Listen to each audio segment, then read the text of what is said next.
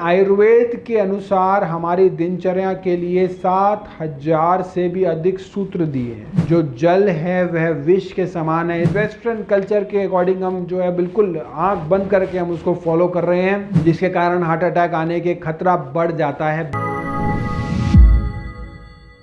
100 साल तक स्वस्थ रहकर जीने के अद्भुत आयुर्वेदिक सूत्र वाग्भट ऋषि में अष्टांग हृदय और अष्टांग संग्रह की किताब में।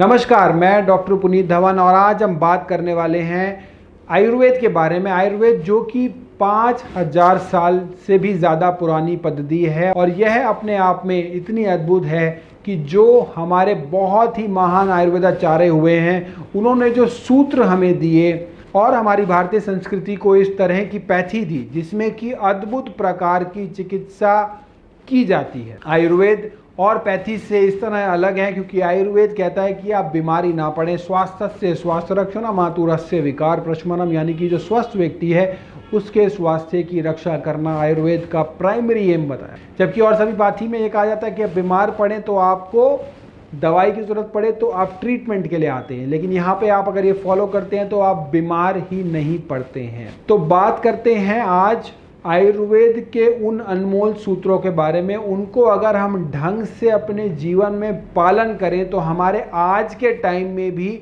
हम बहुत हद तक स्वस्थ रह सकते हैं, दीर्घायु हो सकते हैं, आयु बहुत लंबी हो सकती है। आज से 5000 से भी ज़्यादा साल पुराने लोग शतायु 100 वर्ष की आयु प्लस हुआ करते थे। उन्हीं शब्दों के बारे में बात करेंगे। जापान में आज भी लोगों की एवरेज एज 100 साल के आसपास रहती है। तो हमारे देश में ऐसा क्यों हुआ कि हमारी भारतीय लोगों की एज सिमट कर 60-65 के आसपास ही रह गई? इसका कारण यह है कि हम अपनी मूल संस्कृति और जो आयुर्वेद की पद्धति थी उसको, जो भी सूत्र थे उसके अंदर, वो सब हम भूलते जा रहे हैं और हमारी दिनचर्या बिल्कुल ही बदल गई है, खराब हो चुकी है। वेस्टर्न कल्चर के अकॉर्डिंग हम जो है बिल्कुल आंख बंद करके हम उसको फॉलो कर रहे हैं। तो आज मैं इस वीडियो के जरिए आप लोगों को आयुर्वेद के शुरुआत, जो कि अप्रॉक्सीमेटली कुछ सूत्रों के अनुसार 5000 साल पहले से हुई थी, उसके बारे में बताऊंगा।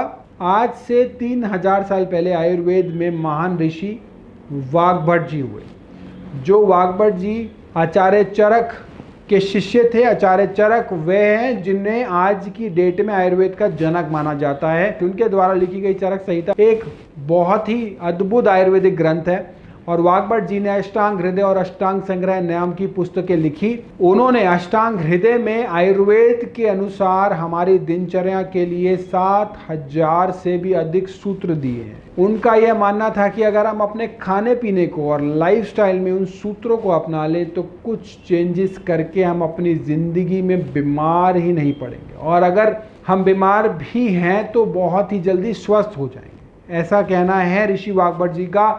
और ऋषि वाग्भट जी खुद जो थे वो 135 साल तक की आयु तक जीवित रहे थे, क्योंकि उन्होंने इन सभी नियमों को अपने जीवन में पालन किया था और उन्होंने बहुत ही स्वस्थ जीवन बिताया और अपनी इच्छा मृत्यु को प्राप्त। उनका कहना है कि अगर आप अपने शरीर को जान लें और अपने भोजन को पहचान लें तो आप बीमार कभी नहीं पड़ेंगे, और अगर बीमार हैं भी सही तो आप स्वस्थ हो जाएंगे, बहुत ही जल्द स्वास्थ्य लाभ लेंगे। तो बिना देर किए आज हम सूत्रों के बारे में बात करेंगे। सबसे पहला सूत्र है कि बहुत से लोग जानते भी हैं और बहुत से लोग ना जानने के कारण उसको उल्टा पुल्टा भी कर रहे हैं। पहला सूत्र है भोजन अंते विषम वारी, यानी कि भोजन के अंत में जो जल है वह विष के समान है। इसका मतलब है खाने के बाद कभी भी पानी नहीं पीना चाहिए, क्योंकि हमारे पेट के अंदर एपिगैस्ट्रियम की डाइजेस्टिव फायर जो कि खाने को डाइजेस्ट करती है उसको हम पानी पीकर बुझा देते हैं, जिसके कारण वो खाने की जो पकना होता है, जो पचना होता है,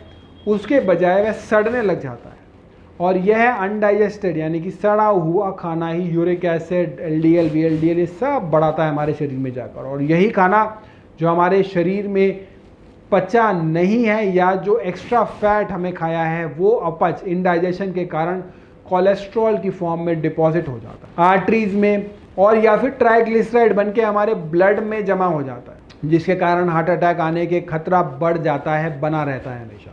खाने के बीच में भी अगर पानी पीने की ज़रूरत लगे तो आप गुनगुना पानी पीजिए, क्योंकि वह नुकसानदायक नहीं है और वह खाने को पेस्ट बनाने में भी थोड़ा आसानी पैदा करता है, क्योंकि गुनगुना पानी और खाने के बीच में जो है वो पेस्ट बन जाती है, डाइजेशन यानी कि इंटेस्टाइन को मेहनत कम करनी पड़ती है। लेकिन खाने के बाद पानी बिल्कुल नहीं पीना है, और बीच में अगर आप एक आधा सिप लेना चाहें डाइजेशन के लिए, अगर कई बार खाना अटक जाए तो बात अलग है, पानी ज़रूर पीना है उस समय, लेकिन अगर बीच में पानी लेते हैं तो आप ज़रूर ले सकते हैं। वैसे आपको पानी खाने के 40 से 45 मिनट्स के बाद ही पीना है। दिन भर में पानी और पीने की चीज़ें को किस तरीके से लेना है उसके बारे में बताया गया है कि अगर आपको सुबह कुछ पीना है तो आप जूस पी सकते हैं, और अगर आपको दोपहर को कुछ पीना है तो आप दही या दही की छाछ पी सकते हैं। और अगर रात को आपको कुछ पीने की इच्छा है या अगर आपकी आदत है तो आप थोड़ा सा दूध ले सकते हैं